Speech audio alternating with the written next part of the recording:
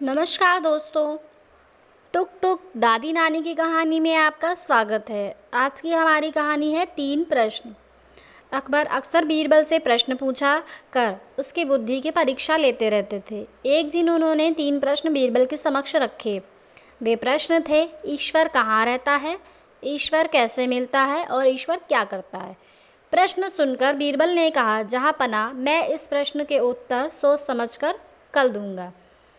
अकबर ने बीरबल को दूसरे दिन तक का समय दे दिया। घर जाकर बीरबल इस प्रश्न पर सोच विचार करने लगा। पिता को विचारमग्न देख बीरबल के पुत्र से रहा न गया और वह प्रश्न पूछ बैठा, पिताजी क्या बात है? आपने जब से घर में प्रवेश किया है तब से सोच में डूबे हुए हैं। बीरबल ने अकबर के द्वारा पूछे गए प्रश्न अपने पुत्र को बताए। पिता की बात सुनकर वह बोला, पिता इन प्रश्नों का उत्तर बादशाह सलामत को मैं दूंगा। आप मुझे कल अपने साथ दरबार ले चलिएगा। बीरबल राजी हो गया। अगले दिन वह अपने पुत्र को साथ लेकर दरबार पहुंचा। बीरबल को पुत्र के साथ आया देख अकबर सहित सारे दरबारी हैरान थे। बीरबल और उसके पुत्र ने अकबर को अदब से सलाम किया। फिर बीरबल ने बोला, जहाँ पना मैंने आपके द्वारा पूछे गए प्रश्न अपने पुत्र को बताए। वह उन प्रश्नों के उत्तर देना चाहता है, इसलिए मैं उसे अपने साथ दरबार में लाया हूँ।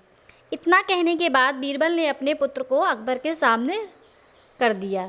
बीरबल के पुत्र ने अकबर से कहा, जहाँ पना आपके प्रश्न का उत्तर देने से पहले मैं चाहता हूँ कि आप सेवक से कहकर शक्कर घुला दूध मंगवाएं। कुछ देर में एक सेवक शक्कर घुला दूध लेकर हाजिर हुआ।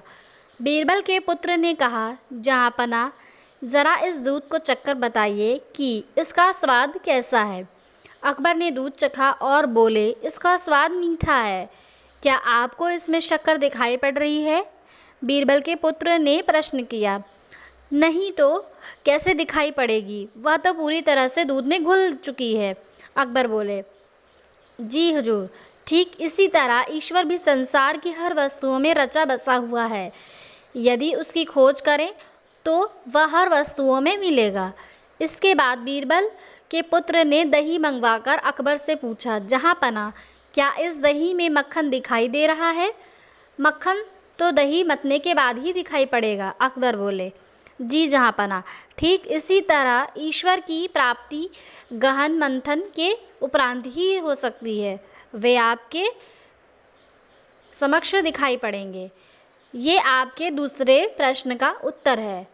दोनों उत्तरों से संतुष्ट होने के उपरांत अकबर ने तीसरे प्रश्न का उत्तर पूछा। इस पर बीरबल के पुत्र ने कहा, जहाँ पना इस प्रश्न का उत्तर मैं तभी दे पाऊँगा जब आप मुझे अपना गुरु मान लेंगे। ऐसी बात है तो मैं तुम्हें अपना गुरु मानता हूँ। अकबर बोले, अब जब आपने मुझे अपना गुरु मान लिया है तो आप मेरे शिष्य हुए, लेकिन गुरु तो शिष्य से ऊंचे स्थान पर विराजमान होता है। यह सुनकर अकबर सिंहासन से उठ खड़े हुए और बीरबल के पुत्र को सिंहासन पर बैठा दिया। वे स्वयं नीचे आकर बैठ गए। अकबर के सिंहासन पर बैठकर बीरबल का पुत्र बोला, जहाँ पना ईश्वर की यही लीला है। वह एक क्षण में राजा को रंक और रंक को राजा बना देता है। अब तो आपको तीसरे प्रश्न का उत्तर मिल गया होगा कि ईश्वर क्या करता है।